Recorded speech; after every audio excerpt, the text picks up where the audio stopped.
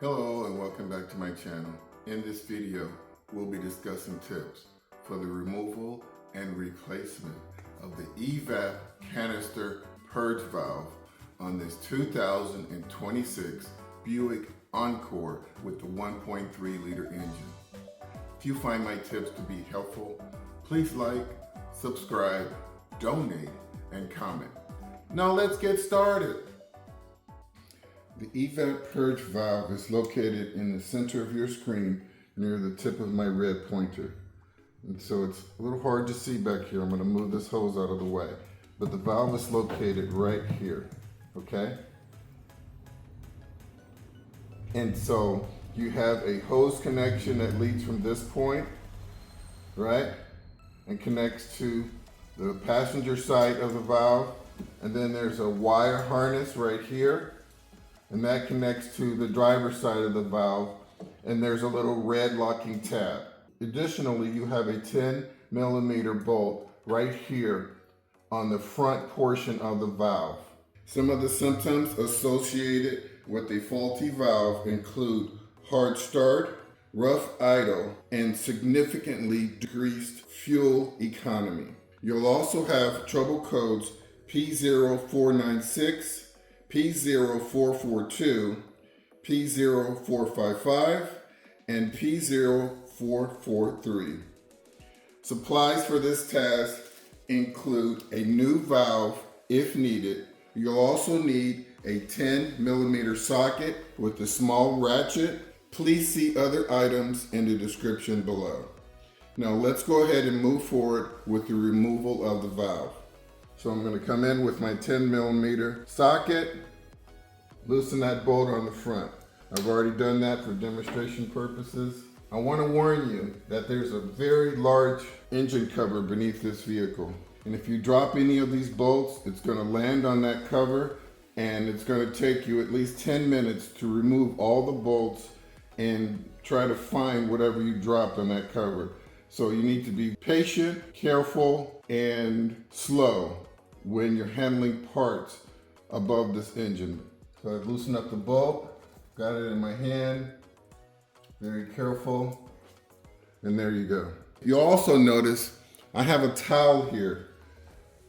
And the reason I have this towel here is because it's holding my tools that I don't want to fall down and onto that cover. So that's another pro tip for you, okay? Passenger side hose connection.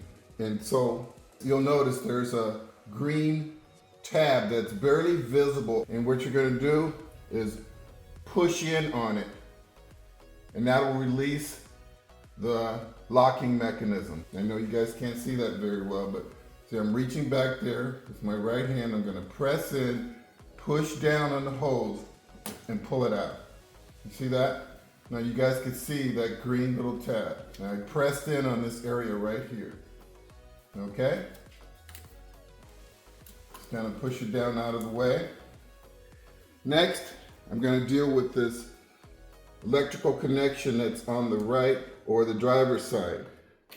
And for that, you're going to need a flat tip screwdriver, which I didn't mention earlier.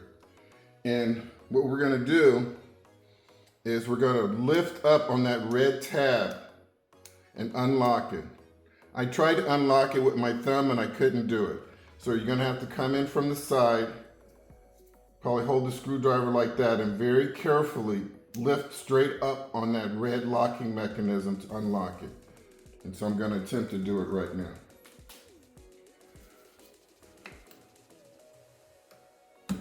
I'm using quite a bit of pressure.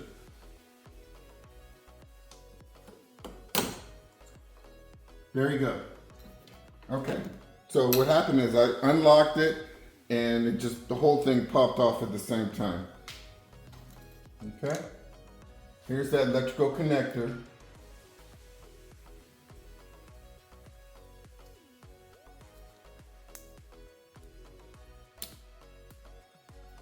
You can only lock it when it's on the valve itself, okay?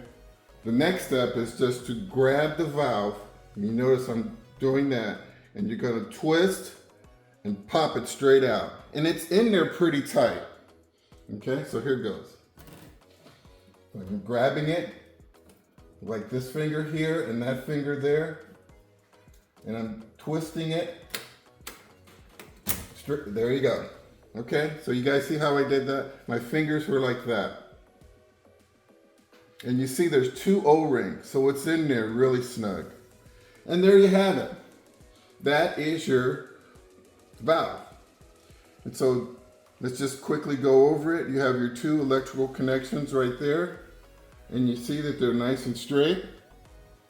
Okay. You have your flange here. You see that there's no cracks here. Moving down, you see the O-ring is in an excellent shape. When I initially took it off, there was some white powder on here, but it didn't affect the vehicle, but I just wanted to note that for you guys. Just kind of white residue. It's hard to describe. And so here's another O-ring here. And you notice there's no cracks here, okay? Because this is a pressurized device. You wouldn't want any cracks anywhere in here, okay? So there's 2 common faults with this device. One is you have a small leak, and then the other is a large leak.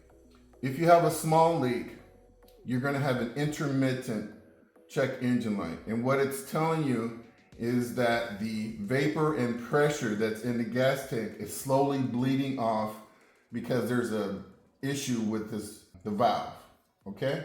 But it's very slow. And so, say like if your car sits for 8-10 hours overnight and you start it up in the morning, you might have the check engine light. But then once you drive the vehicle, the check engine light would go away because it's able to maintain the pressure when the car is moving, but when it's just sitting overnight, the pressure starts to bleed off, okay? The large leak is very obvious, and the check engine light's just gonna stay on all the time. And that's when you're gonna have that really poor fuel efficiency, right? So let's talk about checking the large leak. Very easy to do. And normally there's an arrow on here, okay? And I don't see a flow direction arrow. So the pressure is coming in from this side, from the fuel tank. So that's the side you want to attempt to blow into. And if that holds pressure, that means it does not have a large leak.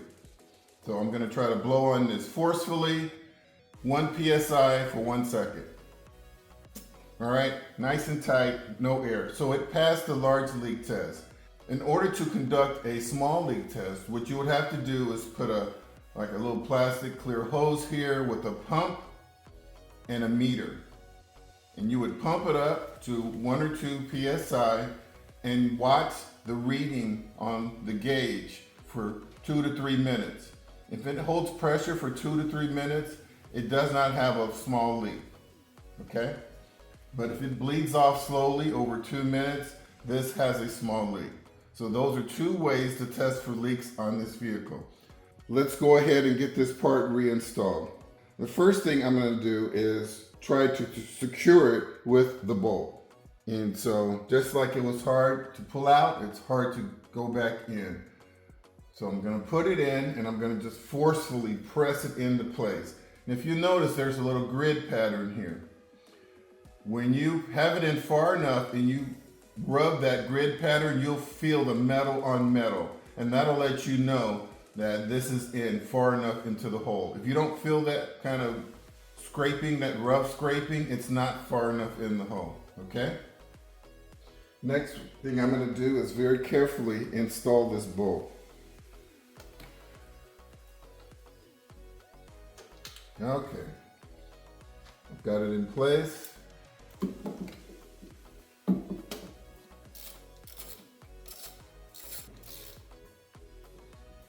Okay, that's going to be between 5 and 7 foot-pounds of pressure, okay? Give it a wiggle, solid connection. The next thing I'm going to do is reconnect the electrical connector.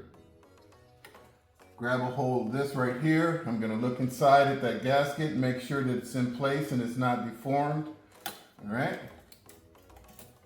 And just push it onto the valve.